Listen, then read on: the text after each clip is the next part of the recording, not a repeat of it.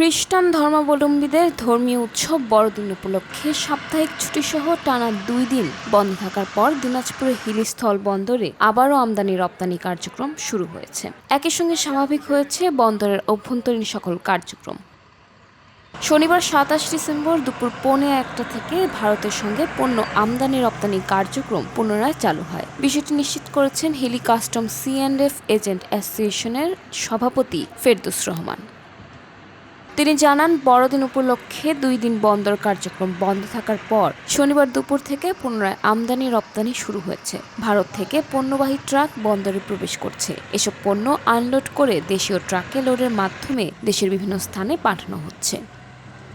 এদিকে Hili immigration checkpost দিয়ে 2 দেশের পাসপোর্টধারী যাত্রী পারাপার কার্যক্রম বন্ধের দিনগুলোতেও স্বাভাবিক ছিল। শনিবারও যাত্রী পারাপার কার্যক্রম স্বাভাবিক রয়েছে।